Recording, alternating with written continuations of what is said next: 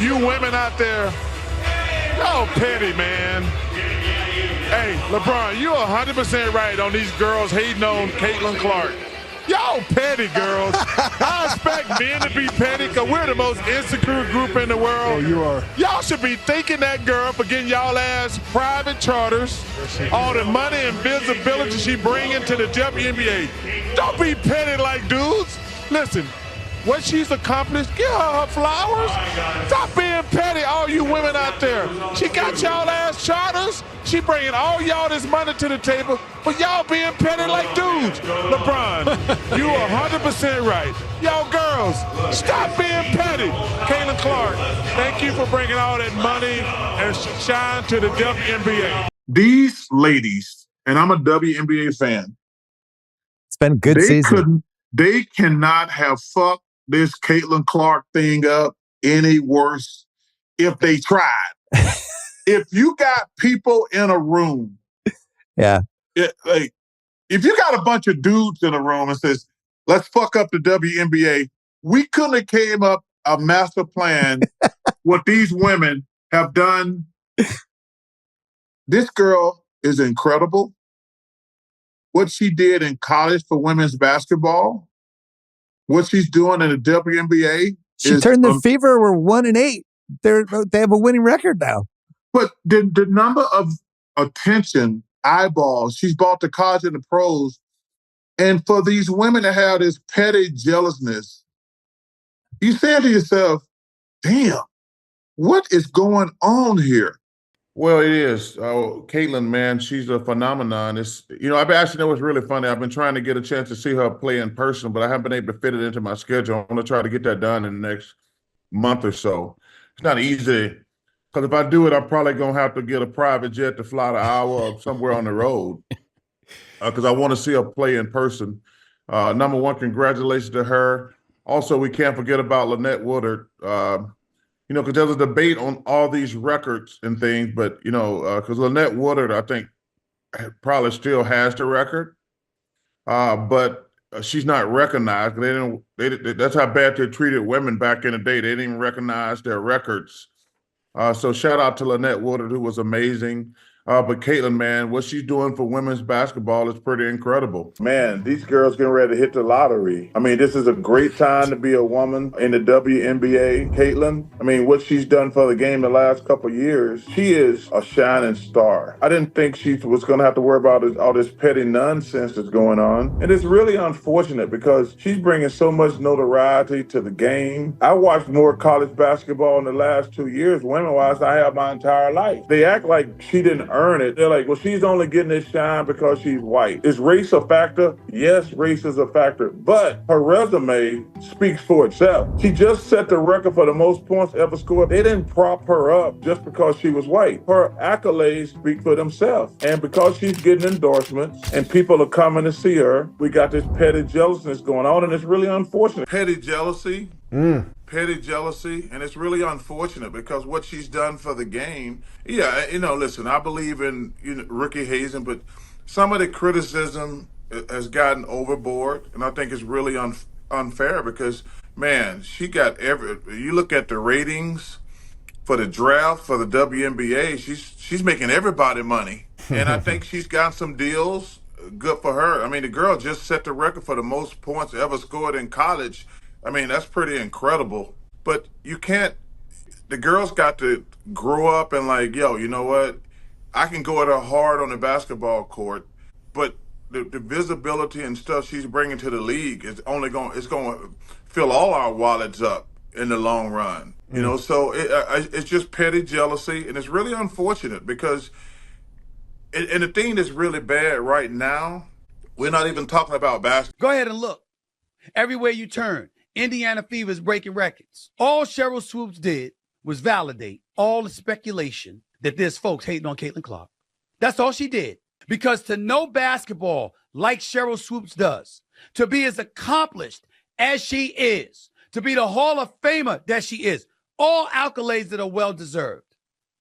And I'm certainly not attacking Cheryl Swoops the person because I think she's a wonderful person. How do you talk about the Indiana Fever and mention a multitude of players and not one of them is Caitlin Clark, who, by the way, as a rookie is leading the league in assists? How do you do that? I told y'all that. I've argued with the great Andrea Carter, outstanding analyst for ESPN, right here on this podcast. I've argued with Janae Ogumake, who's an outstanding basketball analyst, and Monica McNutt, one of the preeminent voices of the New York Knicks, and what she's doing with her career. They know they got my support, all love. But I'm waiting for you to say I was right. Caitlin Clark can ball. She should have been on Team USA. Look, SVP, reality is coming. Okay. There's levels to this thing, and that's just life. We all went through it. Of course. And you see it on the NBA side, and you're going to see it on this side, where, you look superhuman playing against 18-year-olds, but you're going to come with some grown women that have been playing professional basketball for a long time. Not saying that it's not going to translate, because when you're great at what you do, you're just going to get better. But there is going to be a transition period where you're going to have to give yourself some grace as a rookie. And, it might take a little bit longer for some people. Ever since she stepped onto a WNBA court for the first time up until today, Caitlin Clark has not gone a single day without facing harsh criticisms and cruel media scrutiny. But Charles Barkley, one Clark supporter among dozens of her veteran critics, has recently shut down her haters in the most unfiltered way possible. So join us in this video as we unveil how Charles Barkley called out Clark's haters. NBA Hall of Famer Charles Barkley did not hold back on his thoughts about how the WNBA has treated Caitlin Clark, the rising star who has been dominating both college basketball and the WNBA. During his appearance on the Bill Simmons Podcast on The Ringer, Barkley criticized the league's handling of Clark, suggesting that some in the WNBA have not supported her success in the way that they should. Clark, who made waves during her time at Iowa and is now lighting up the court for the Indiana Fever, has drawn an incredible amount of attention to women's basketball. Yet Barkley believes that the WNBA has completely mishandled the opportunity to elevate Clark's visibility and capitalize on her star power. These ladies, and I am a WNBA fan, they cannot have fucked this Caitlin Clark thing up any worse if they tried, Barkley bluntly stated on the podcast. He went on to speak about how influential media personalities shape public perception and argued that certain figures had unfairly criticized Clark, possibly due to personal dislike or jealousy. People believe what we say on television. Just because people don't like you or your personality, they can't get on TV and slander you. It's just total bull, Barkley said. If you got people in a room with a bunch of dudes in a room, we couldn't have came up with a master plan with what these women have done. This girl is incredible. What she did in college for women's basketball, what she's doing in the WNBA, the number of attention, eyeballs she brought from the college to the pros, and these women to have this petty jealousness, you say to yourself, what is going on here? Although Barkley didn't name specific individuals responsible for what he called pettiness and jealousy, it is no secret that Clark has faced hostility in her rookie season from very obvious people. She has been on the receiving end of physical fouls from WNBA veterans, including a shove from Chicago Sky's Kennedy Carter and a bump from Seattle Storm's Skylar Diggins during a recent game, as Clark hyped up the crowd in what turned out to be a lopsided victory for the Storm. This tough treatment isn't limited to on-court incidents. Following Iowa's win over UConn in the 2024 Final Four, WNBA legend Diana Taurasi issued a veiled warning to the incoming rookie class, stating that reality would soon hit those who seemed unstoppable in college. While Taurasi did not mention Clark directly, many interpreted her comments as referring to the highly anticipated first overall pick. Clark has also received sharp criticism from media figures. Cheryl Swoops, for one, a WNBA icon, has been one of Clark's most vocal detractors. Her harsh assessments of Clark have led to heated exchanges with ESPN personality Stephen A. Smith, further fueling media speculation. A debate has recently also emerged over who deserves the Rookie of the Year title, Clark or Angel Reese, a star for the Chicago Sky who has broken numerous double-double records in her first season. But despite all of these challenges and hard times, Clark surprisingly still thrives, and that in one of the most beautiful ways it could be. The Fever secured a playoff spot earlier last week, boasting a 17-16 record after a dismal 1-8 start. Clark has been key to their turnaround, particularly in the weeks following the Olympic break. Over the past 7 games, she has averaged 24.8 points and 9 assists per game, leading the Fever to 6 victories. Barkley praised Clark's development and resilience, noting that major improvements in her game. The thing I love about her, she never says a word. She's playing much faster, much faster. She was playing too slow the first half of the season. When I watched her play the last month, I think she's playing much faster because she's learning to trust those girls more, Barkley said, comparing her ability to move without the ball to NBA legend Jason Kidd. When she's in college, she's not playing with a lot of great players. Now when you see her play, she's playing without the ball. It reminded me a lot of Jason Kidd. He was the best I've seen playing without the basketball. There has been so much negativity, and a lot of it is just petty jealousness. Now, there's little doubt that Clark is the top rookie in the league, as her performance has earned her respect from opponents, even if some of them are using physicality to send a message. Barkley sees this as a clear indication of how much of a threat Clark poses. And this is not the first time that Barkley has defended Clark. During the NBA Western Conference Finals, he made similar comments about how the WNBA was missing the opportunity to fully embrace and promote Clark's talent. His remarks sparked a reaction from Derica Hamby of the Los Angeles Sparks at the time, who posted a sharp response on X writing, "Seriously, WTF are you talking about?" Meanwhile, Clark has remained quiet throughout this ongoing media scrutiny and criticism from veteran players. Whether her silence is strategic to avoid being portrayed as a victim, or simply a show of her tough mentality, well, it's unclear. But either way, Clark has shown incredible grit on the court, proving that she belongs at the highest level of competition. How Taurasi and Swoops became Clark's critics.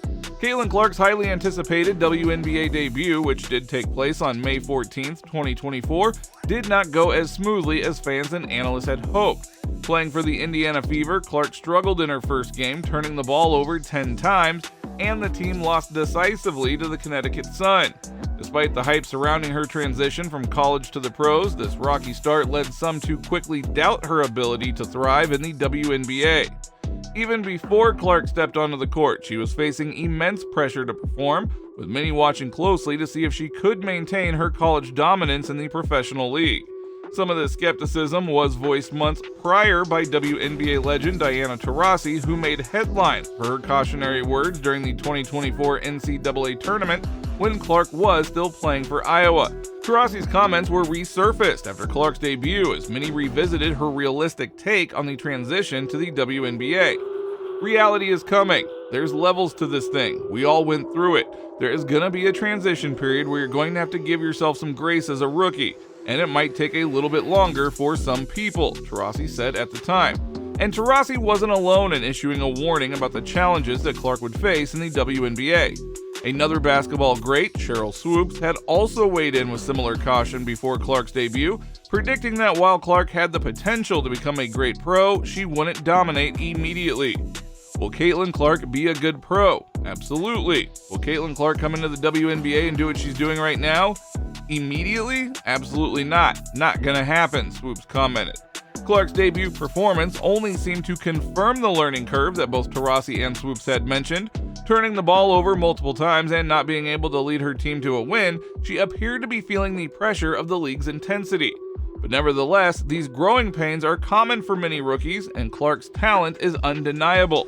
Beyond the court, Clark had already sparked changes within the WNBA, particularly around how teams travel.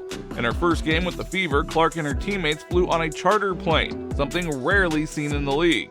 This shift drew attention, especially from other high-profile players. Breanna Stewart, who had been the league's MVP in 2023, expressed frustration after she had to take a bus to her own season opener, noting the disparity between travel accommodations for different teams. Additionally, A'ja Wilson, the 2022 MVP, also made headlines with comments directed at how Clark was being marketed compared to other players. Wilson was quoted as saying, "It boils my blood when people say it's not about race, because it is," pointing out that Clark, a white player, was receiving more media attention than some of her peers. Now, with Clark having completed her first season, the early doubts and criticisms seem like distant echoes of an intense start to her WNBA career. Though her debut in May 2024 wasn't perfect, it was just the beginning of what will likely be a remarkable journey in professional basketball, which at this time actually is because Clark ended up having an amazing rookie season, performing arguably more than any other rookie this season. Clark's entry into the WNBA has been anything but smooth, but with her fierce competitive spirit and continued growth, it is now clear that she is here to stay. Whether the league can capitalize on her star potential, well, that remains to be seen. But one thing is certain, Caitlin Clark is not going anywhere, and neither are the headlines surrounding her.